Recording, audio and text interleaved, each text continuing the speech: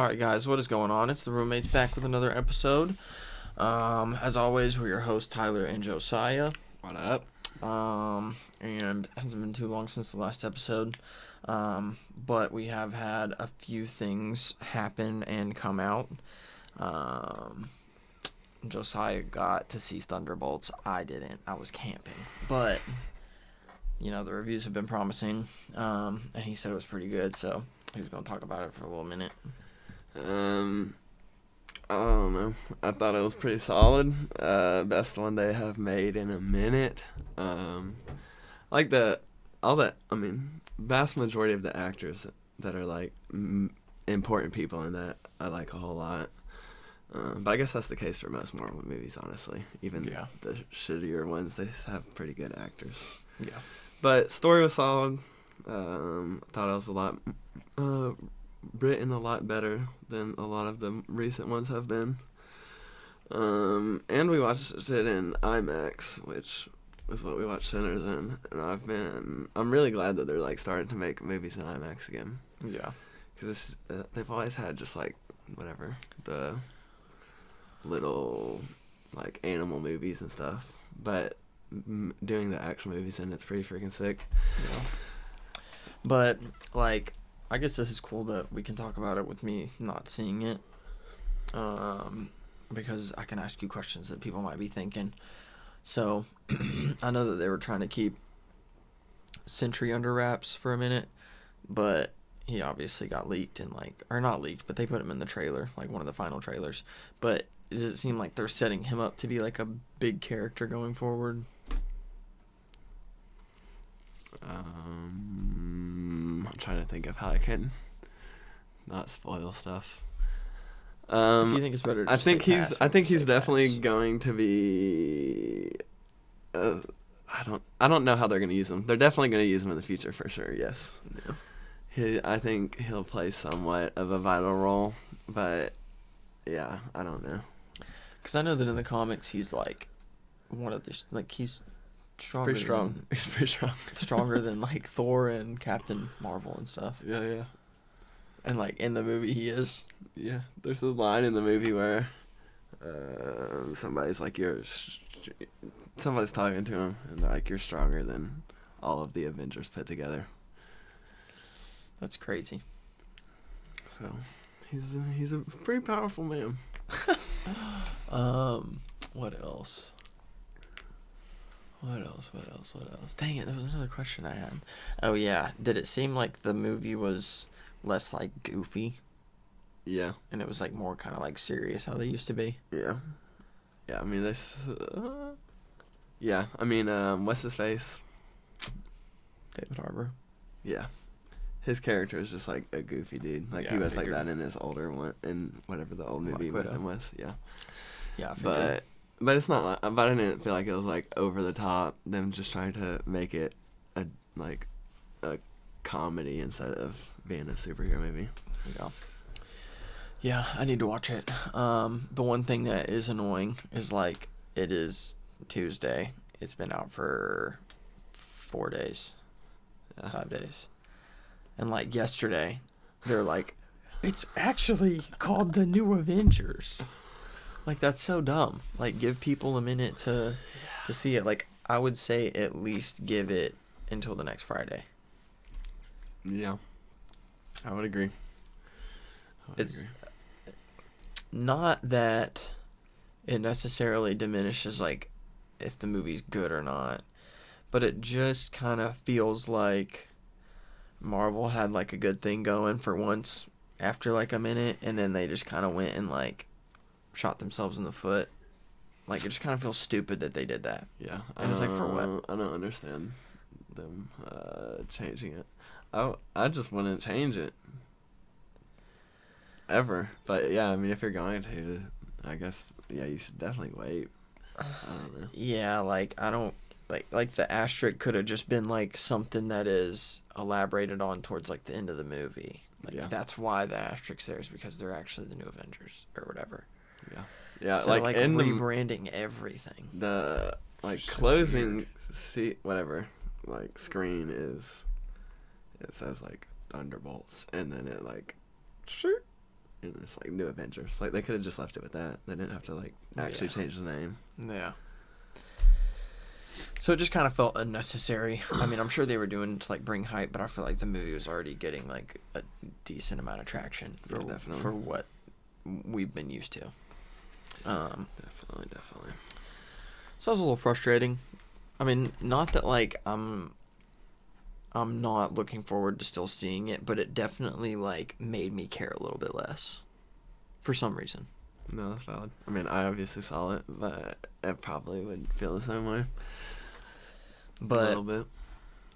What is your opinion on the MCU as like a whole? Like, do you think that it seems like it's on the up, or do you think we're just gonna have to take it movie by movie?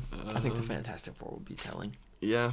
I feel like if they, because this was a good movie. This was not like a top tier movie or anything, but it's a good movie. But if they can get Fantastic Four good, string together 2 back-to-back ones, I feel like it builds like little momentum. They can like start. Because it's just that after Fantastic Four, which comes out in a month, then it's Endgame after. I mean, not Endgame, Doomsday after that. Yeah. And I was mentioning to you earlier, I'm just kind of concerned about it because let's go ahead and start using the old Google.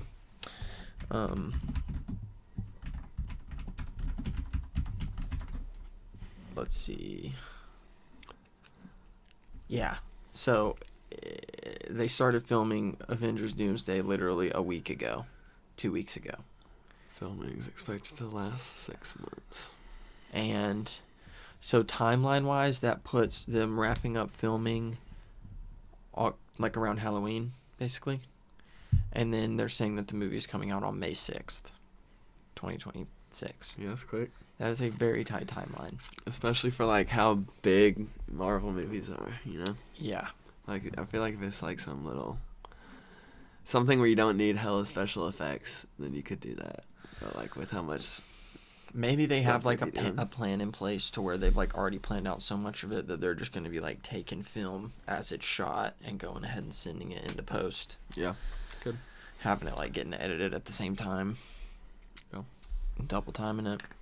But overall, that story, like, I have a little bit of faith because it's the Russo brothers, but that story is still very concerning. Doomsday? Yeah. Yeah, that's fair. Yeah, I'm curious. I'm really curious. Obviously, that's that big one. We'll see. Yeah. It's weird because it's like you take the first Avengers, right? And it's like everyone except Hawkeye or Black Widow had a solo movie. Some even 2. Yeah, they had shows. Hawkeye did. No. I mean, like, when... No, I'm saying when Avengers like came out. Yeah. But it's like we all had a good amount of time to, like, get to know everybody and, like, know their backstory and kind of, like, bond with them, you know, in a way, whatever. Connect with them. Yeah. And then you had the first Avengers, and then, like, it kind of built them up as a team. And then everyone else kind of got a movie again. They added in the people that, like, didn't or whatever. And then slowly built the team more. And then it transpired into, like, Civil War, which was, like, kind of the first big movie where everybody was, like, together.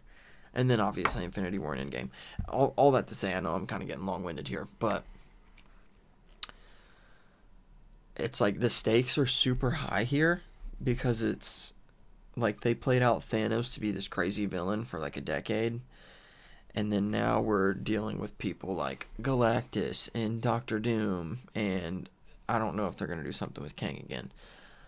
But it feels like for how powerful they are, this storyline is, like, getting rushed to where it's like we're kind of getting to this climax almost before we've even, like, started with, like, this new saga, because it's Shang-Chi, the Fantastic Four. It's like we haven't even seen Shang-Chi since, like, the movie, and that was, like, 2020, 2021, I don't know, 2022 maybe. It's been a long time. And, like, characters that we haven't seen, haven't heard from in forever, they've never interacted with each other.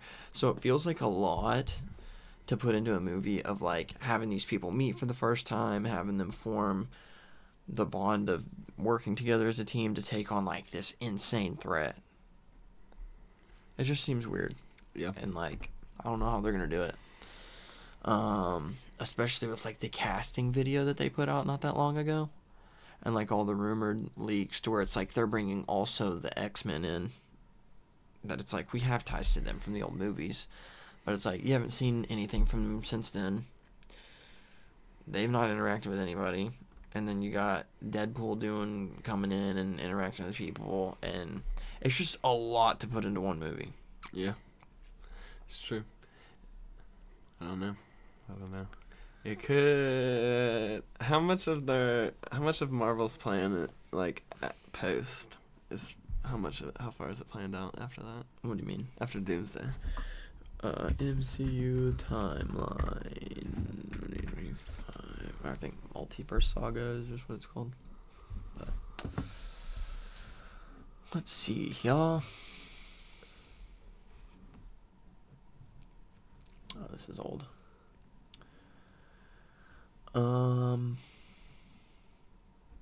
Okay, this is accurate. Yeah, so we got Thunderbolts that just came out. You got Fantastic Four, and then Ironheart, which they just, I think, a trailer leaked today for that. And then Eyes of Wakanda, I don't know what that is. I'm pretty sure it's like a what if type thing. This is also a what if type thing. The Marvel Zombies is just a Disney Plus show. Huh. This is also a Disney Plus show. I don't know if it's going to tie into MCU, but it comes out in December. Wonder Man. I think that's all that they have for right now. All this is speculative, whatever the word is. I think that they did confirm, I think, a handful of these projects. Like, I think Nova is a go. I think Armor Wars is a go. Or maybe that turned into Ironheart. I'm not sure. It's fairly loose. But the only thing that we're getting in between... there it is, actually, right there. The only thing that we're getting in between Doomsday and Secret Wars is Brand New Day, the next Spider-Man movie. Because apparently Spider-Man's not even in Doomsday, which is weird. That's a little weird. And neither is no New York superheroes like Daredevil, Punisher. There's a couple others that I'm missing, but none of them are going to be in Doomsday apparently. But then I think Michael B. Jordan is in it too. I think that he accidentally said something. Doomsday? Huh? Doomsday? Yeah. Huh. I think they said that he was rumored to play Torch again for a part. That's cool. What a guy. It could be wrong, but he said during the Sinners premiere a couple weeks ago in London that he was filming there, and that was like when they started filming Doomsday. And then Haley Steinfeld's filming too, there, for she plays Kate. Yeah. Yeah. So that'd be cool. Yeah. Like I'm sure that it'll be good, it'll be decent, because it's always cool just seeing a bunch of superheroes come and fight together. But I think that it runs into the same problem that I think No Way Home and Deadpool and Wolverine run into. That's I don't want to watch those movies again. Because I feel like it was more not nostalgia. You wouldn't watch Wolverine twice? I mean, I would, but I've seen Wolverine multiple times. But there's a lot of fan service there that kind of falls flat, I think, watching it a second time. Yeah. I think the latter half of the Void sequence and pretty much the final act of the movie is pretty weak. I think the villain kind of sucks. Yeah. And I think all the Deadpool's coming and fighting them, and then the Bob guy just showing up, and then it immediately de-escalates everything. I don't know. I just thought some of it was stupid. Yeah. And it kind of fell flat in the end. That's fair, for sure. But seeing Blade and Elektra and Gambit was awesome. Yeah. And obviously Hugh, and like all of them together. I'm excited about what they do next, but same thing with No Way Home. I've watched it like a couple times, and it gets worse every time I watch it. Like, it just drags. Yeah. Like, you could say that for a lot of things. But just, like, compared to how I felt when I first watched it. Yeah. Me and you were bouncing out the seat. Yeah, the first time was elite for sure. And that, like, then the whole theater was going nuts, too. Yeah. It was one of those few times where we've shown up to a movie and had to sit at, like, the front row, basically. But, anyway. Alright, we're going to go into a little segment here. Do you mind if we get into a segment presented by Mamitas? Did you see that? Did you see the one this week? Theo? Yeah. I did. He said, do you mind if we do a new segment? He said, I don't think we have a choice. I've seen this show. Yeah, it's funny. They're a great duo. But we were just debating about the hardest / coolest character entrances of all time. Being, movies, video games. I was thinking about doing comics, but I excluded that. I thought that'd be hard to put up. Visualize. Yeah. But so me and Joe compiled a couple lists of our own. We have not shared them with each other. And so we're going to, do them and display them on screen for everyone's visual aid. Okay. What we got to start? You want me to start? Yeah. Okay. So,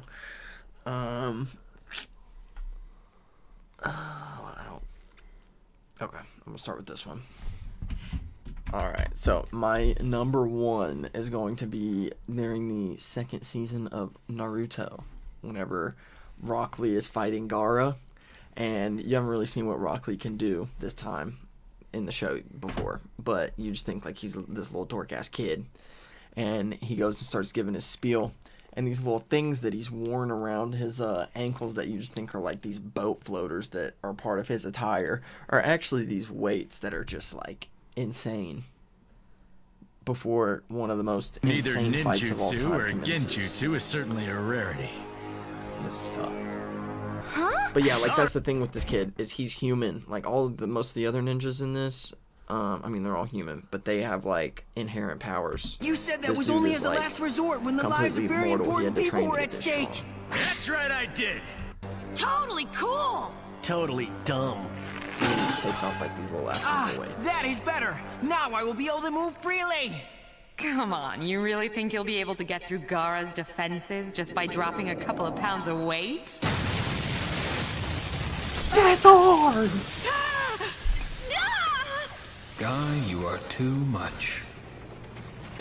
He literally walks around with those 24/7. So now he's like dumb fast. To me, that just is so tough when you drop those weights. Baller. Because it's just like you're not expecting it, because it just looks like some little weights, and then they like destroy the ground. It's hard. And just like, I feel like it doesn't put it into perspective because that fight is also just crazy. But anyway, that's mine. What's your next one? Or your third one? We're going to do top three, I guess. Going number 3 first? Yeah.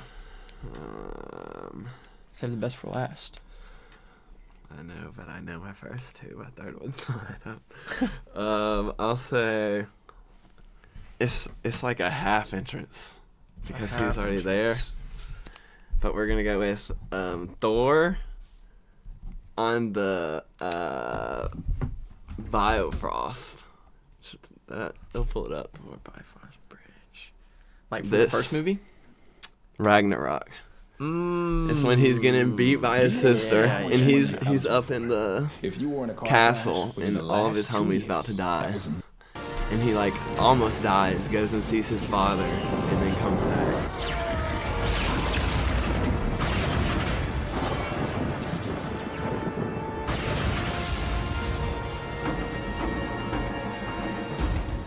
This Zeppelin plays.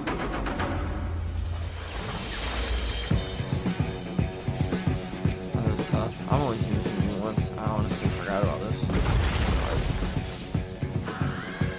Cause he like didn't have his powers back, right? Yeah. This was like when he got him back.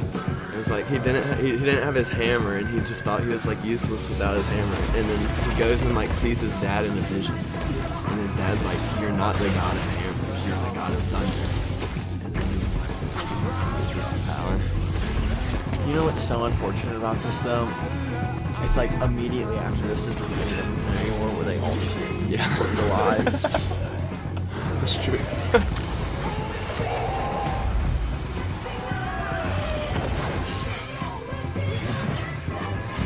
Loki's last fight. Brutal. Dude, but speaking, I mean, just going back to the MCU stuff, we have not talked about Loki, I don't feel like ever. Probably not. But that was the blip in, like, That was this so good. entire That's one of age the best darkness shows I've ever seen. in general. Yeah. Yeah, the ending of season 1 was good. The ending of season 2 was peak, bro. Yeah. That show was Jonathan elite. Majors, incredible. Ki Hoon, whatever, I forget how to say his name. Ki Hui Kwan. Oh, yeah. Yeah. Or the Ouroboros.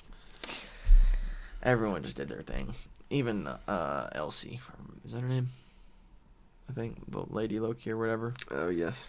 But yeah, dude, that show was just so good, and the ending was perfect. Like, so good. All right, my number.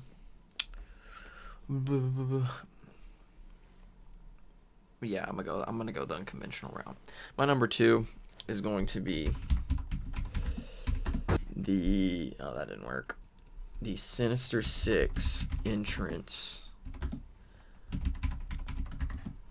in the Spider-Man PS4 game, where they're all beating the brakes off Spider-Man. Audio exclusive club. It's like multiple things, but it's like a whole team, so.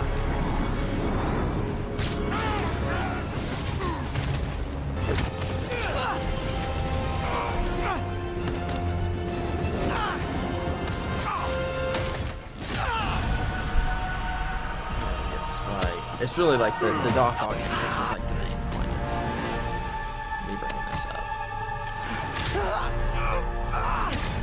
I thought the way that they made him look was so cool in this game. Like, it's so simple. First and final warning. And it's even worse because you find out at the end that he knew. Stay out of our way. But that's probably why he didn't kill him. But yeah, that was hard. Was. Great entrance for sure. Alright, you're number 2? I'm going to say Darth Vader. Like the Darth Vader? Yeah, like episode 4. Coming down like the first time he hallway scene. appears. Yeah.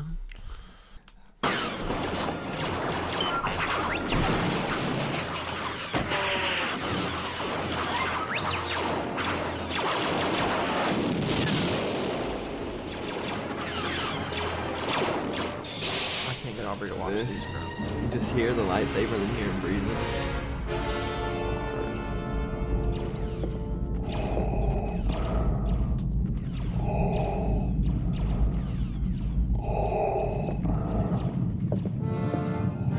That's like the first time you see Darth Vader in the first movie. Yeah. The freaking... I feel like we should just show this right quick. Yeah. This one is tough, too. It is.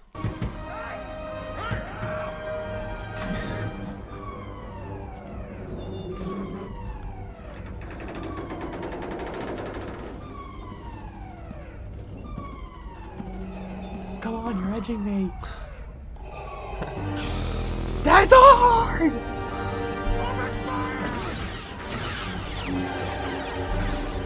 And it's just like unfair because like they could have like they were able to make it look cooler. They were, This for came sure. out in like 2015. Yeah. But that is just crazy. But I know you don't play the like crazy amount of games and stuff like that. But the 2 times that Darth Vader like surprise shows up in each of the Jedi games that have like recently came out are so tough. Yeah. Because it's like you fight in the first one you fight the final boss of the game, and immediately after you fight her, Darth Vader like comes in the room and just starts like aping you. And then in the second game, he like comes into it like a random point and you have to fight him. It's tough. All right, my number one is the very first time that you see the Batman in Rob Pattinson's Batman. Like, this is the coolest thing ever. It's the best entrance ever. You can't move, huh?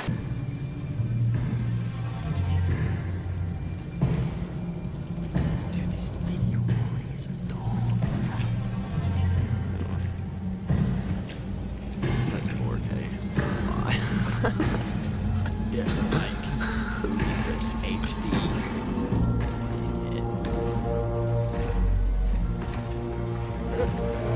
Like him just walking out. The darkness and everything. He's a punk, bro. It's really like the first combo he throws at the dude. That's like. The hell are you supposed to be?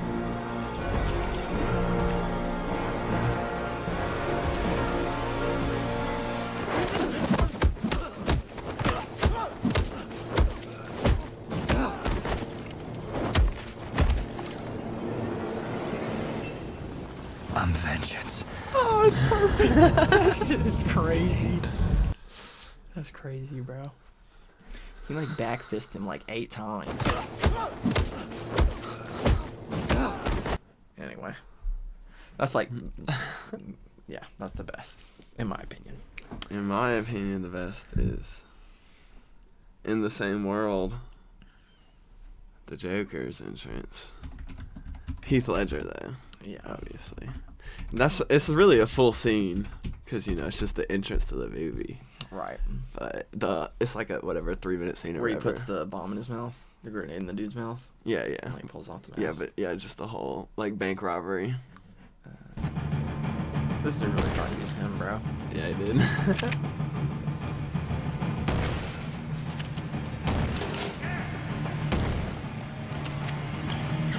have any idea who you're stealing from?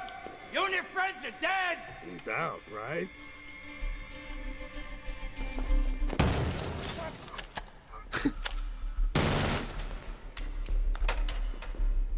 School's out. Time to go. Guy's not getting up, is he? Yeah, bro, he's just a master in this That's a movie. lot of money. He just gets 10 guys to rob this place and gets What them happened to the all rest to of the kill each other. And then he don't even give a fuck about the money, he just burns it. What do you believe in? I believe whatever doesn't kill you simply makes you stranger. Reveal.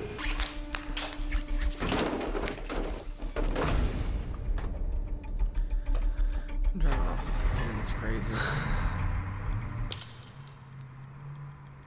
Bro's kind of a dumbass for not this. Yeah. I mean, like, you're still gonna probably die, but why are you keeping it in your mouth? It's kind of sus. Kind of. Just a little bit. But yeah, obviously we just kind of skipped through it. But that whole scene of just them all killing each other. Yeah. Fire. Honorable mentions, though? Oh, yeah. Honorable mentions. In the same world, Bane also has a sick entrance at the start of the third movie. With the plane? Yeah. Yeah. Had him down. Let's see what I had. The one that I was debating on choosing was the 3 Spider-Men swinging. Yeah, I had that. That one is good. Captain America in Infinity War. In the subway. Where he grabs the spear. Yeah, where he just pops up, where Wanda and Vision are like getting tracked, and he just appears out of nowhere. Yeah. Had just the huge entrance of everybody in Endgame, obviously. Yeah. That one's a cheat code. Yeah, that's why I didn't use it. Had Thor in Wakanda. Right. Classic. And then I had 2 that were like not hard entrances, but I loved them because I feel like it like perfectly fits the character for it to be their entrance, and that's Peter Quill. Mm-hmm. Him like just like listening to music, going and stealing shit, killing the little couple aliens. Yeah. I feel like that's just like perfectly Peter Quill. Yeah, that's a good one. And then in the same sense, Jack Sparrow riding in on the little tiny boat. You know, you remember it? Where it's like you like see him up on the mast, and then it like you see it's just this small boat, and then it just like sinks as he's getting into the harbor. Yeah, those are good movies. I haven't seen those in a long time either. Yeah, those are good. Those are good. I feel like I was trying to think of things outside of superheroes, but that's like really the only time there are entrances for real. Yeah. Like, yeah, there's just not really like entrances that are made out to be like spectacular. Yeah. And things other than that. Other than like UFC fights. Yeah, that's true. There's some hard UFC fights. Let's see. Like, yeah, Izzy. Izzy's had a. Izzy like does something. There's fighters that like do the same thing every time. Right. Izzy will like mix it up. He's had some sick ones for sure. We'll do like the dances and. Yeah. Obviously Poeton. He does the literal same thing every single time. We got to see that in person. I like that Dustin Poirier walks out to like a terrible like James Brown song every time. Yeah. It's like not fighting music whatsoever. It's not. But it's Dustin. You gotta Speaking love of it. not fighting music, one of my favorite entrances, that was just a one-time entrance, Mike Perry, Halo, when he like requested the Halo theme. the Halo theme song, but then they played Halo by Beyonce, and he's just like, what the fuck? But he just goes with it. Started singing it, yeah. Shit was funny. That was funny. But yeah, I was gonna talk to you about this, but I was just gonna save it for the podcast. I saw a clip of Ariel talking to somebody, and I just thought it was interesting about how they were talking about how essentially like fighters used to have more freedom and like what they could wear. They'd have their own sponsorships, and it was the clip of the guy being like, the brand of the UFC will always be bigger than the fighter, like, and they have it built that way. Did you see that? I don't think so. But it was interesting because it was like he was essentially saying that the UFC is harder to come by like these characters because they kind of like stifle them from breaking out and like standing out because everything's so like uniform and by the book now. Yeah, I think you definitely have a whole lot more freedom in boxing. Yeah. Where, like, everything, as far as what you wear, you see dudes in just like traditional boxing shorts, and they'll just be black, and then they'll be fighting somebody that's in like rainbow shorts with like frills on off the side. Yeah. Like crazy boots, like wings on them or something. Yeah. Yeah. Like, I mean... And even, like, entrances. Like, us just talking about entrances. Like, Dana has, like, very, very rarely ever allowed, like, musicians to walk out with the fighter. Where in boxing, like, rappers will walk out with fighters all the time. Yeah. It's just dumb. Yeah, it is. We've definitely been critical of Dana in the past, but it's just... It comes to a point where it's like you make so much money and you allow so much. It's like, why are you not allowing these type of things that seem so inconsequential? Like, the only thing that makes sense is for him to just be able to promote his sponsors a little bit more on gear for like a little bit more money. Yeah, I guess. I mean, I obviously can see the side of Dana, I guess.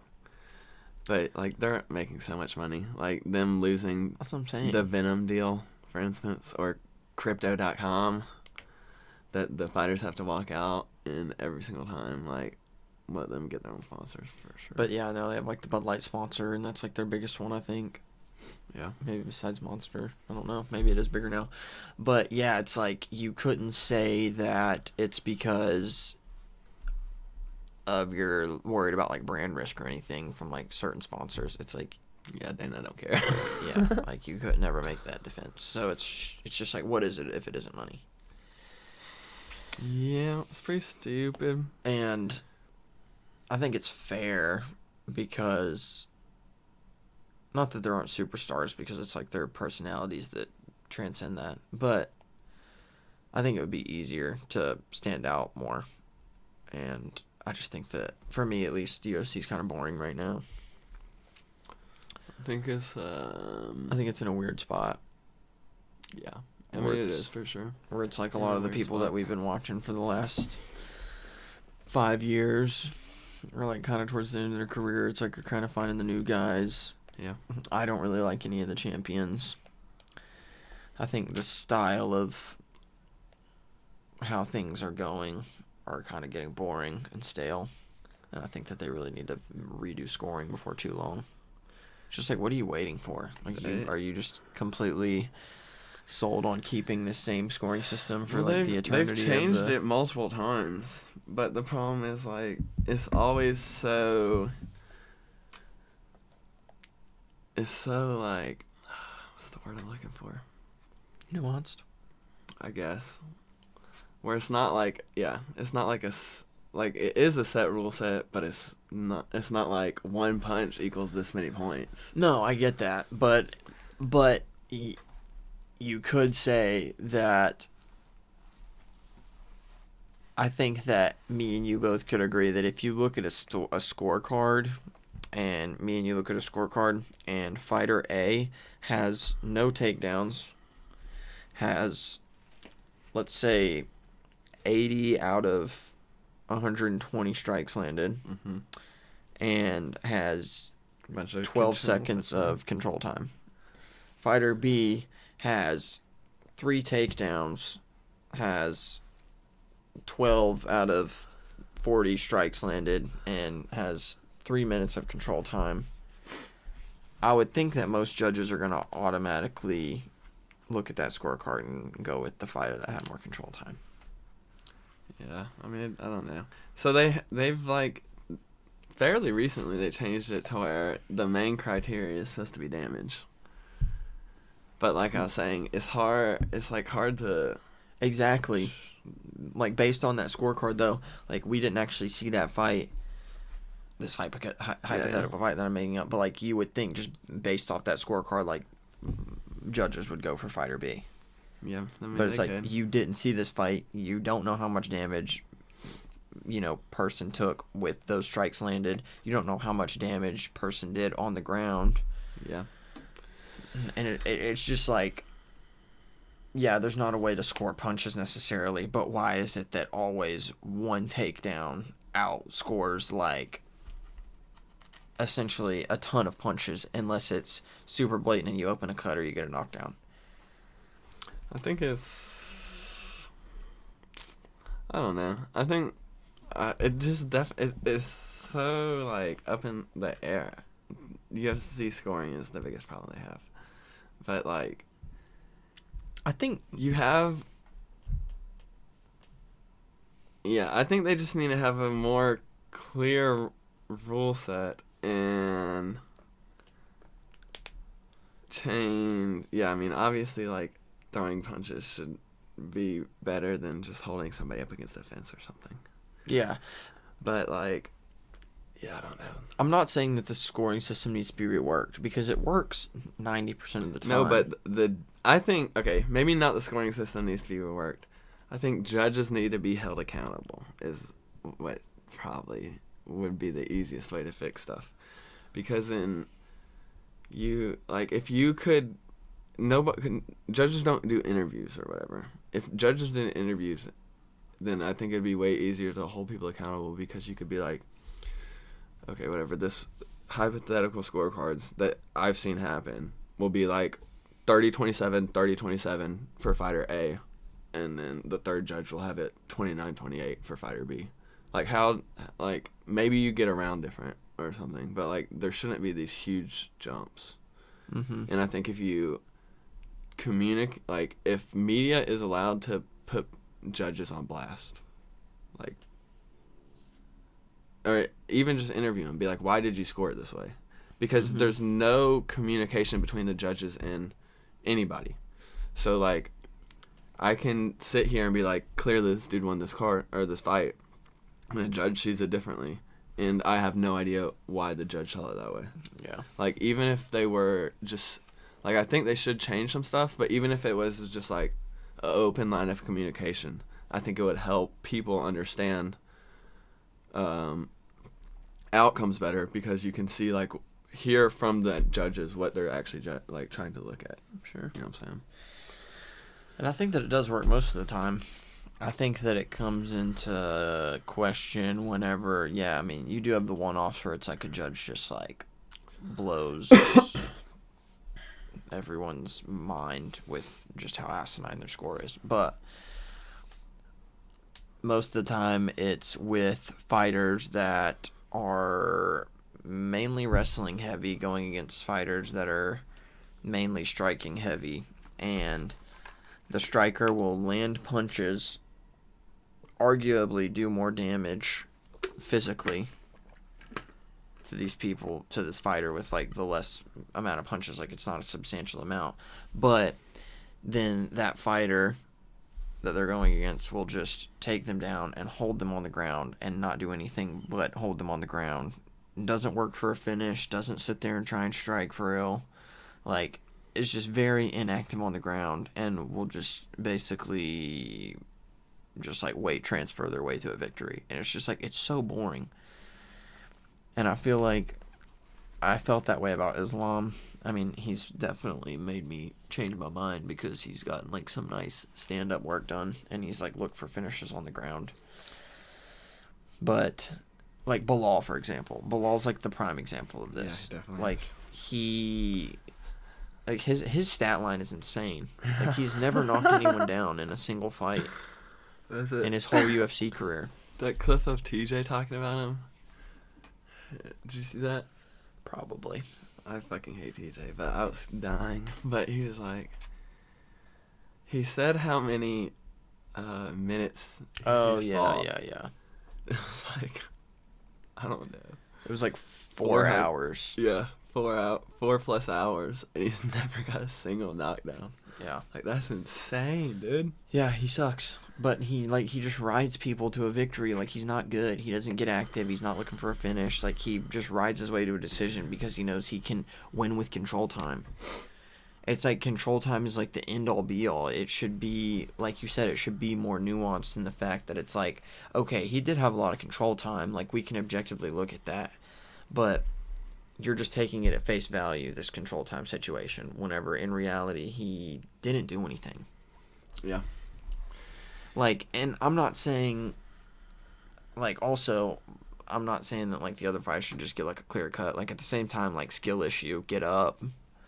But there are just guys that, like, that's all that they'll work on, is just learning how to weight transfer and shift to just hold people on the ground, and they don't have to look for anything. And there's no punishment for doing that, and I just think that should get changed. Yeah, it would be nice for sure, and I would love to see. I mean, it's essentially the same thing, but guys not be able to just hold you up against the fence for a whole round and do nothing. Yeah. Like if you're working in the tie up. clinch, or if you're trying to get takedowns and you get stuffed or whatever, that's one thing. You can throw knees, you can throw elbows. But yeah, there's guys like freaking Mario Batista versus Jose last year. Yeah. Just literally had like 9 minutes of control time or something, and threw like 20 punches in those 9 minutes. Yeah, it's dumb. I just think that part should be worked, because I think it's like an exploit right now in a way. Yeah. Yeah. I've been following. I mean, that's kind of all I had to say personally. But I've been following that dude that got the knockout bonus and then quit his job as a welder. Yeah. And he seems promising. Yeah, I watched him on. There's a bunch of people from Contender Series last year that I think could be pretty solid. He's one of them. Yeah. Like, there's a handful of new people. Just because I was saying, like, I think that, you know, we're, But like, looking for people that are going to be up-and-coming champs. A whole lot of prospects have lost this year. There's been, like, 22 undefeated UFC fighters lost this year. And it's been in, 4 months. It's crazy. I feel like MMA is getting to be a super, super big sport to where you're going to have a lot of people that not necessarily have a padded record, but there are a lot of people that are just like trying fighting, and like you can get put on a record against like fighting a scrub because they're just kind of like trying it out. Yeah. I mean, I guess like these dudes are having like pro fights, but I'm just saying it's more widespread, so it's not like the talent pool is just wider. Yeah. And then it's just like once they get, I'm just saying like, I guess I'm trying to say that like the open gap versus once you get to the UFC and it's like elite of elite, it's just like that's a big gap to close. Like Jalen Turner, bro, like dude's young, he just retired. Yeah. Like that kind of sucked. Yeah, I like really Jalen like Turner. him. He was always like super entertaining. And he's like, Not bad. he's like, yeah, I've been fighting for 12 years, but it's just like there's a gap. I'm just not willing to close it. Yeah. And it's crazy because he's like, he was close in some of those fights, man. Like 300, he easily could have beat freaking Renato. Yeah, it sucks. Just walked away from Just that. because he was so young. I really liked him. So just, yeah. Yeah, but he was one of those guys that he was like, I mean, I don't want to. There's decision fights that are very entertaining. Mhm. First one that comes to my head, Alex versus Max 2. One of my favorite fights I've ever seen, 25-minute fight. But finishes obviously are what you want to see. And he was somebody that like always had a finish. I think he had both getting like wins and losses. I think he had like over a 90% finish rate. Yeah. Like he was either going to knock you out or choke you out. And he could do both, which is also cool when somebody like obviously Do Bronx is way higher than him. But somebody that like has the ability to sleep you with a punch, or they can just get on the ground and wear you out. Like that's super cool to me. But Like me and Islam, we're changing the game. I hate me and Gary. oh man, he's something. He's something. I really hope. I don't know how it would happen, how it would line up, because I mean, I guess it would happen inevitably, but sorry, I'm getting ahead of myself. I would like to see Ian and Joaquin fight for the belt. It could. I mean, they're both pretty close to the belt. Yeah. If Joaquin wins, see the problem is Shavkat, honestly, with that weight division right now, because Shavkat obviously has to get the next title shot. Yeah. But if it wasn't for Shavkat, if Joaquin was to win in June, he would probably get a title shot. Like that'd be 7-0 at welterweight, beating the second greatest welterweight of all time. Mm-hmm. Yeah, definitely. So I mean, he's not far off. Even with Shavkat, he probably will have to do 2 more fights because of Shavkat, but that'll be it. Him posting the video of Ian's wife touching his arm. Yeah. Talking about, I'll see you later. I ain't trying to see you, bitch. That was funny. Yeah. Yeah, Ian's annoying. I hope that he loses every fight. But Ian also, in the same thing, Ian is not far away from a title. His only loss is to Shavkat. Yeah. So, I mean, he probably is a little bit farther away than Joaquin, just because Joaquin is fighting Kamaru in a month. But Yeah. he's not far. Speaking of, we gotta get tickets soon. We We're getting a whole group of guys to go. Yes. Gonna have a little, I don't even know, guys night down in Atlanta. Guys Night plus Taylor. Oh yeah, she's basically a bro. But yeah, I'm excited. We saw very low level amateur fights in Hickson. Yeah. And then we saw a PFL event in Atlanta. And then we saw UFC in Utah. And this will be the second UFC fight we've gone and saw. Yeah. Let's see if they've added anything else since. Oh, they added that. That wasn't on there last time, I don't think. Michael Chiesa. Second time we're going to see him. Yeah. Yeah, they had that one. I think they added this one too. This kid that Alonzo is fighting, I'm really excited to see him. Okay. He's pull him up. I think he has like 1 loss. Umar Sai. Yeah. 11-0. Oh, he doesn't even have a loss. Yeah. Fire. 4 wins by knockouts, 4 by submission, 7 first-round finishes. That's, I'm excited to see him. Yeah, that's nice. He could be something nice. So that's the whole card, I guess. It's not. Yeah, it's not everyone though, because I think it's only like how many fights they have. 1, 2, 3, 4, 5, 6, 7, 8. Yeah, it'll be at least 10 or 11. 2 more. It'll be 10 to 12 fights. Yeah. Well, it's shaping up to be pretty good though. So yeah, hopefully we're gonna go. I think we're gonna go regardless. It just kind of depends on what type of tickets we get. Yeah. We're gonna make a video out of that though. But yeah, I think that pretty much wraps up all the high points we were gonna hit. I think we were just gonna close with the fact that we did get a date for Young Thug's album. I think it's June 20th, so that one's pretty close. I don't even know how to pronounce the name of what it's called. Did you see the name of it? No, I didn't.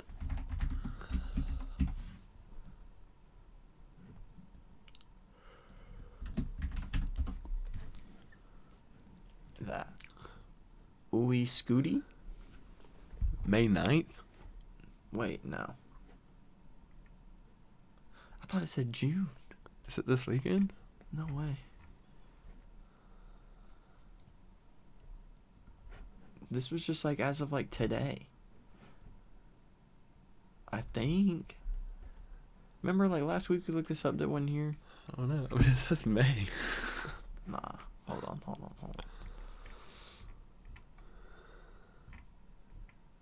Dude, what the heck? Now I gotta figure this out. No way. I thought it was June 20th for some reason. That one says June. But I don't know. I'll